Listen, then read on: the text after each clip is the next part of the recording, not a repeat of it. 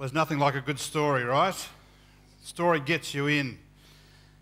Even big brand movies that have all the special effects, if they don't have a good storyline, they're not going to be successful. Even in current affairs television, it's all about the story.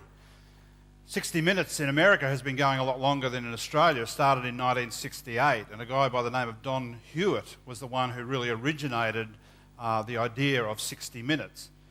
And he puts the success down, he says, to his journalism philosophy. And he says it's basically, as little kids would say to their parents, tell me a story.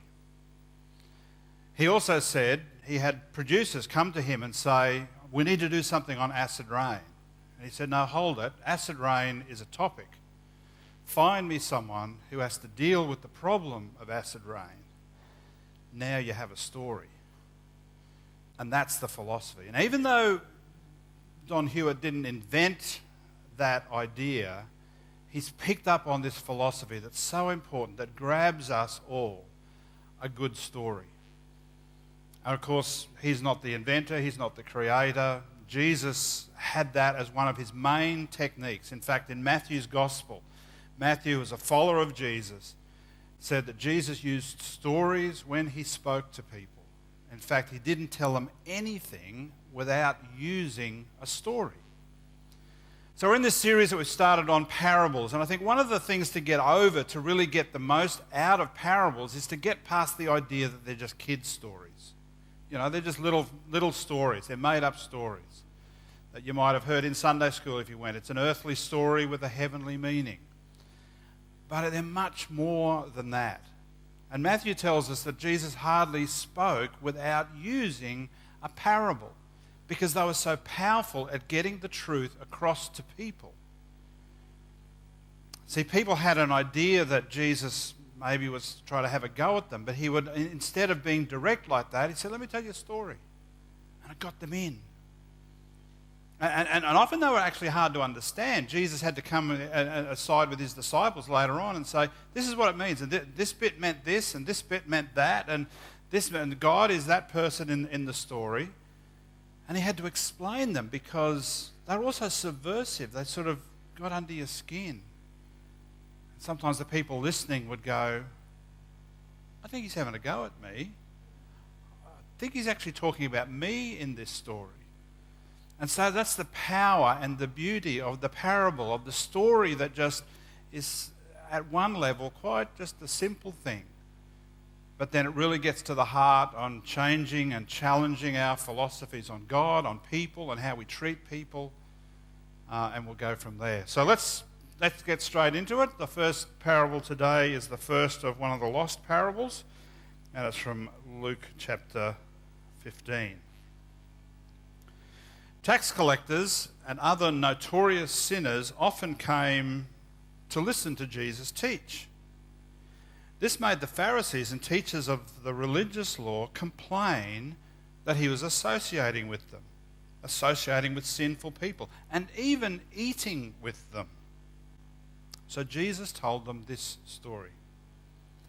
If a man has 100 sheep and one of them gets lost, what will he do?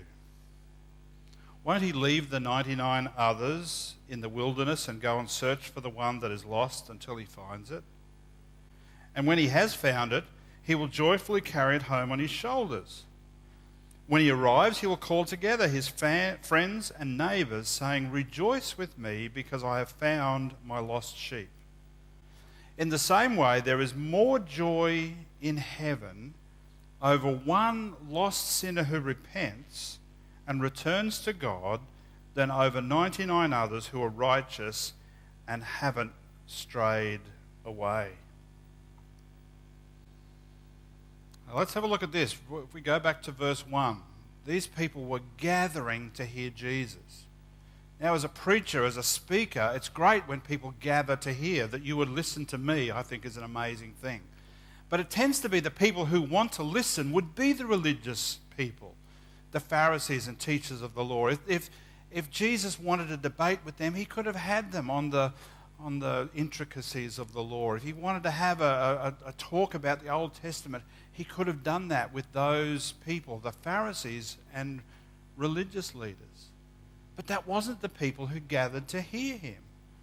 It was the others, the tax collectors, the rich people who'd ripped off all these others, the other notorious sinners who had their own group. They were such sort of lowlifes, if you like. And it was these people, verse 1 says, that had gathered to hear Jesus. And I guess we've got to admit, I've got my type of people. Do you have your type? Maybe you don't want to associate with some because they're not your type. And without being judgmental, they're just not into the things that you're into. Is it music or sport or, people who have the car racing, and there's other people who wouldn't care less about the car racing today because they're not your type of people. And it seems that Jesus would have had naturally to the religious type of people. But his type of people was a different type of people to the one that you would think. And I've got in the outline there that Jesus liked people who were quite different to him. And even though they were not like him, Jesus seemed to like them. People who are nothing like Jesus liked Jesus, and he liked them back. And it's a real challenge, I think, when we get to that type of people that we naturally associate with and we're naturally drawn to. And yet Jesus was drawn to all sorts of people. And I love that bit in our mission statement there, that Christ-like disciples. And one of the things about being Christ-like, I think that's so important, is to have that attitude in life where we are drawn also to people who are not like us and that we can like them, that they would listen to us. And the way Jesus taught made him attractive, if you like. It made him want to listen. He was interesting, and they gathered. It wasn't just the religious people who were used to hearing a sermon. And I guess as a pastor, as a preacher, I aspire to that people would want to listen to me, even though they're very different from me. And that whole theme of being like Jesus is so important. I think it's one of the big themes of the whole of the Scriptures, that initially we have been made in the image of God. And as a Christian, even though we've lost that, we're being remade into the image of Christ. And if we can be like him in that way, I think that's so important. The other thing we notice here is that sheep are often, or humans are often compared to sheep in the Bible. Isaiah talks about we all like sheep have gone astray, and we are very like sheep. And here in this parable, one of the things that Jesus says is that the sheep got lost. And human beings get lost too. But I think like sheep, we lose ourselves the same way. If you've read any stuff, there's a guy called Philip Keller who's written a book on the 23rd Psalm. And he's a shepherd, has some really interesting insights in dealing with sheep and how much they are like human beings. But the other point I want to make is this, is that like sheep, people nibble their way to lostness. We nibble our way to lostness. So what I mean by that is this. I don't think sheep ever have like a clandestine meeting in the middle of the night and say, let's escape, and we're going to get together and I'll hold you up like this and you jump up. They just see something over there. Oh, that looks interesting. I'll have a nibble on that. Oh, look at that over there. That looks interesting. And they nibble their way to lostness. And people do that too. There's a philosophy over there I think I'll look after. There's a priority that maybe not putting God's kingdom first I think I'll go after. There's a habit, there's a reaction, there's something, and we don't have a meeting with ourselves and say, I'm going to be as far away from God as I can. We just, in very small steps, nibble our way to being lost. Before we realize it, we're far away from God. We're far away from the protection that being with God's people can bring. We're far away from the feeding that being with God's people can provide. And we may not do it deliberately, but we find ourselves just as surely lost and far away like sheep do, nibbling their way to lostness. the other thing about that and why it's so important, it's not just generally that the sheep might get eaten by predators. When lost, we tend to accumulate things that weigh us down.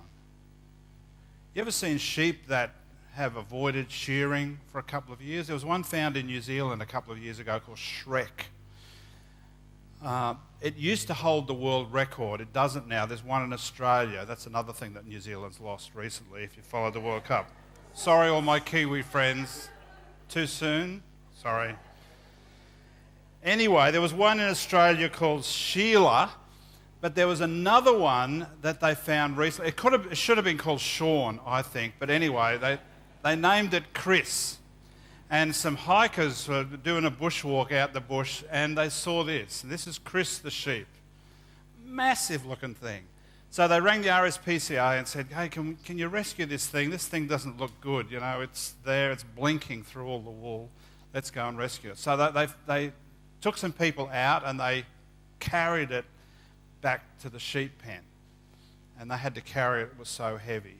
And the poor thing, it just couldn't do a lot of things that sheep could do. It couldn't sit down properly. It couldn't walk properly, obviously. That's the sheep. That's not the wool. That's the sheep. Can you see the feet just right underneath there? See the little head poking through? This is the poor thing, a head-on shot. This is what it used to look like before it got shorn. So they got a shearer in, and normally, you know, they're pretty good. Click go the shears and all that. They sheared him. And this is the wool. Set a world record for the amount of wool off a sheep. 90 pounds. 41.1 kilograms of wool. And this is what it looks like now. It's on a hobby farm. As people get away from God, they also accumulate things. Guilt and pain and sadness and shame and bad habits and regrets and a whole lot of things that weigh us down and stop us doing what we should be doing as human beings. And we're functioning at one level, but there's so many other things that weigh us down. And when we get lost, when we nibble our way to lostness, we accumulate this stuff. And if we're not on a regular basis dealing with it and getting rid of it and asking for forgiveness, it stops us from functioning as we should. And that's why it's so important to get found. I really think it's sad a lot of times when lost people, they don't want to deal with God. They don't want to come to church. And they think that God is going to punish them for their sin rather than help them deal with it and forgive them and take the weight off. But that's what happens when you're lost. That's what happens when you're not dealing with that stuff and it just is accumulating. And that's why it's so important to get rid of it. So that in Jesus' story, because this one was lost, the shepherd says, well, leave the 99. We're going to go after the one. And I've read different things about how that would have been. Because sometimes in Jesus' story, it's, you know, as on earth in heaven. Sometimes it's a twist that it would be done differently. Because I think most of us would go, if you had 100 and you had 99 there, hey, 1%'s not bad. It's only a sheep. That's okay. And as I said, I've read different things about how the people would have responded, whether that was dumb for them to leave 99 and go after one, or that was just, hey, that's just how the odds are. But I think for most of us, it just seems a bit strange. And as I said in the quote that we'll put on the Instagram this week, that the shepherd leaving 99 sheep to go after one, it seems to us, I think, illogical, irrational, and senseless until you realise that you're the one.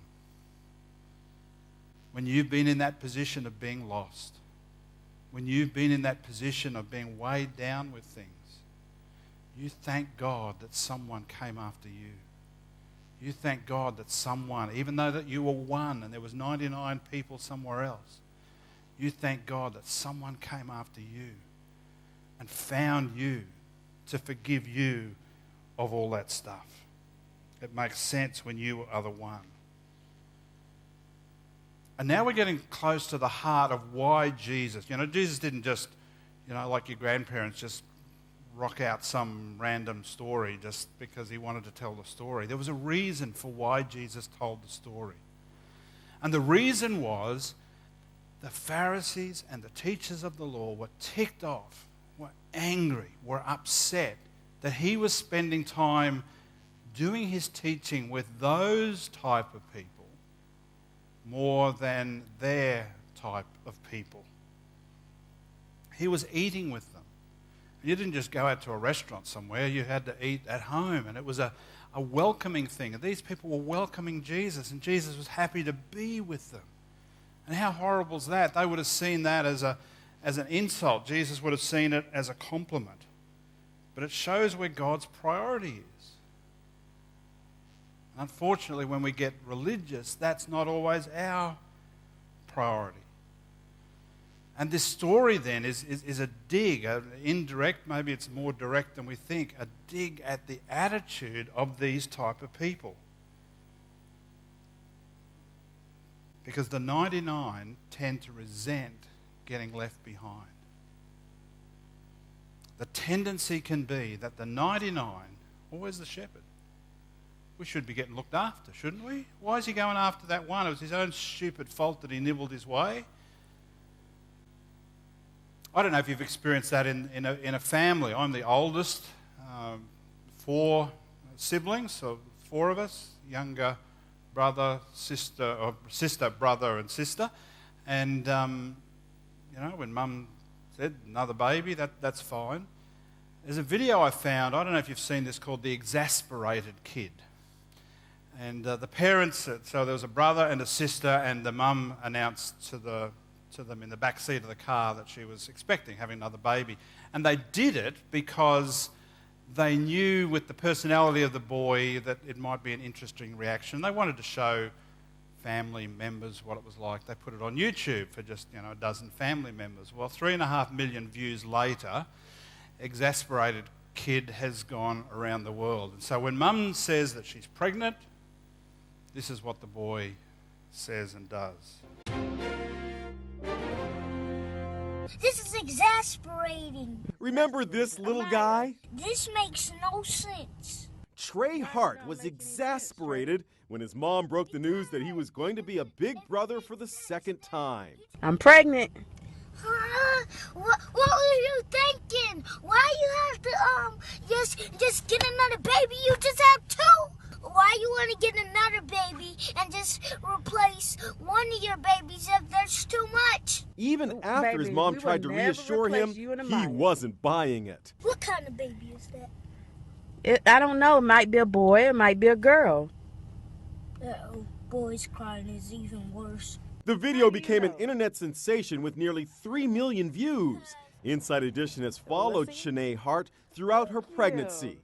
We were with her for her first ultrasound last December. Let's go closer so we can see it.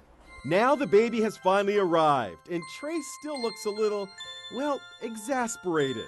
5 days ago, Trey and his parents, Shanae and William, welcomed an adorable baby boy named Caleb, weighing in at 8 pounds, 3 ounces. For the Hart family, it's an exciting time. So we're trying to adjust. Are you still exasperated? A little bit, but most of all happy. This is exasperating.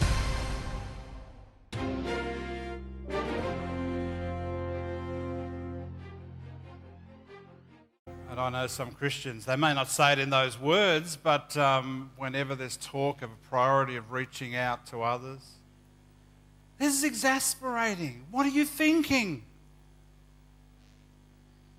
What about us? What about our family? What about our flock? It's not fair. And it can be an attitude that's really dangerous that says, what about me? Rather than the lost sheep that the shepherd is prepared to go after. And really it comes down to this. When we lose something of value, we focus on what's lost and seem to neglect what's unlost. I don't think we really neglect them, but sometimes these people feel neglected. And here's Jesus who came for those people that were really listening to him, the tax collectors, the sinners.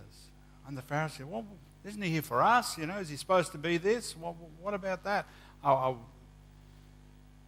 we being neglected? We've got to be careful as Christians that we don't get into that sort of attitude. And that's why the parable was told. That's what Jesus told, 3 parables. And if you're familiar with that passage, it was a lost sheep, a lost coin, and a lost son. And in each case, something was lost, something was found, and there was a celebration. And that's the similar thing. Sometimes someone went out looking, someone took a careful search. Sometimes there was just an attitude of welcoming when someone came back.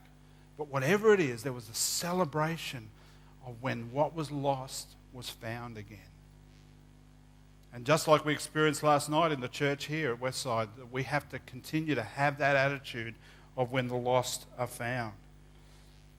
And the challenge even for me as I read that according to God's maths, that celebration of what's happened, that lost person coming back is worthy of a celebration 100 times more than people who are already in the family. There is more rejoicing in heaven, Jesus says. And I'm just paraphrasing what Jesus said. More rejoicing over one sinner who repents than 99 who don't need to. Wow, that's a challenge, isn't it? That's a challenge when there should be 100 times more of that for lost people coming back to the family of God.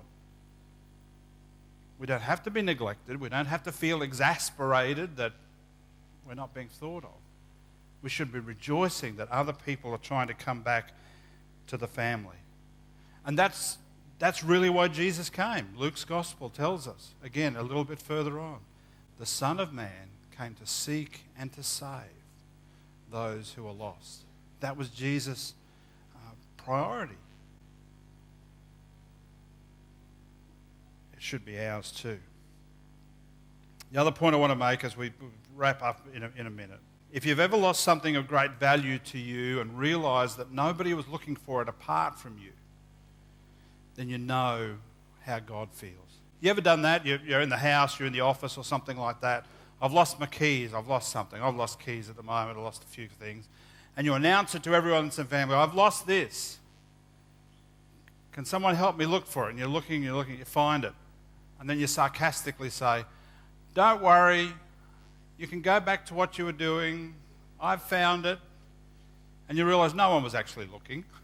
Everyone was going about their own duties. You were the only one looking for it. And it seemed so urgent to you. If you've ever done that, then I reckon you know how God feels. Because there are lost people everywhere. And I think he's wanting to say to the church, can you help me look? Can you help me go out? I know it's business as normal. It's business as usual. And it's so frustrating. And that's how God feels. We lost our son once. We were in Chicago. Kids had done a dancing trip. They'd done Disneyland. Well, that was the Disneyland one, wasn't it? Disneyland and Universal Studios. Nate was on TV and ended up working for them, which is amazing. But it was New Year's Eve, and we lashed out on this hotel, and they'd warned that look, there was a lot of people around, and they would be really strict with security. It could be people in and out. Don't have parties in your rooms, all that sort of stuff. Was there with my brother and his wife. Bonnie and I had our own room, and the kids had their own room, all on different floors. Just the way it worked out. And we're ready to go out somewhere. The girls come down. Where's Nate? Don't know. Thought he was with you. Maybe he's with Warren and Selena. Go and check with him. No, not there. Haven't seen him. Okay, starting to rise. It's all okay. He must be safe. Let's go back to the rooms. We'll go, the other kids seem to neglect what's already found. Don't worry about your kids. You just go looking. You're there. You're okay. Look for him. Go to the rooms. Go through. Do the stairwells. Go up the lift. Someone wait there. rising up of that panic. And eventually we found him. He was in the toilets. He'd worked out how to use the Wi-Fi in the hotel area and was FaceTiming his friend. Hey, Zach, how you going? Of course, we're just panicking. We're just dying a million deaths. And it's that same sort of feeling. There's people in the hotel that are going about their business and they're drinking coffee in the hotel. Come on. Why are you going about? There's a sense of urgency about this. Someone's lost. There's a sense of expectation that we have to do something. And as I said, I think God feels this. And we can enjoy fellowship in the church, and we can enjoy that, but not just be business as usual, but there be an expectation, an anticipation, an excitement, an urgency about the lost people who are around as well. Because there's a celebration 100 times more for those people when they come back. And the gravitational pull often in the church is often towards the found people, the safe people. And the way we do the budgets and the way we do everything else is often just so focused on that. And we all, and it begins with me, just have to just evaluate those priorities to see that they are God's priorities too. And that we want to be a place where people can belong. We want to be a place where it's good to be here and we enjoy each other's fellowship. But we don't want to do that to the exclusion of those who aren't part yet of the Westside Fellowship. And that we know as much as God is pleased with our worship, we also know that the stuff that lights up the face of God and has the celebration of heaven is lost people coming back to Him. And you know what? We grow. We mature. We develop. We help ourselves in the process of helping others. We help them take baby steps back to God. We help them develop and overcome and take off some of that weight that they're carrying. We help ourselves when we are helping other people. And we know that there are churches out there that if instead of being both things, reaching lost people and helping people already found, it's one or the other. I would say don't be like that. Don't be like those churches. Don't be like those people. Don't be like those church people. And one of my greatest fears, I know there's budget challenges at the moment, there's all sorts of things, but one of the greatest fears I have is that we would lose that heart for people who are not yet part of us. And that if we get anything out of this parable, if there's any more that you can get beyond what you've got already, that we would make it the habit of our lives, that we're in the habit to seek for people who have gone missing, who are lost, and that we would have an attitude of welcome when they come back. Let's pray. Father, thank you for these simple stories that Jesus told that disarm us, that lull us into a false sense of security about how simple the story is. But they challenge us right at the heart of our attitudes to you, about what you see as important, what is important in the church family. The Lord, even these people are lost, and even though they are far away from you, it's not beyond your capacity to save. You've got a strength, you've got a might that is able to save these people. And it's not beyond your capacity, it's just that we just have to change our attitude sometimes. To be prepared to look for them, to really welcome them in, to help them be connected. So thank you for these stories that challenge us at the really heart of who we are. May we have that attitude, and may we become like Christ in this way, that we just don't have a type of people that we get on with and judge them. That we would be open to all types of people, because you are. You're a great God. You love everyone. You love us. You've sought for us. We thank you so much for that. Thank you for hearing our prayers and everything that we've done today. In Jesus' name, amen.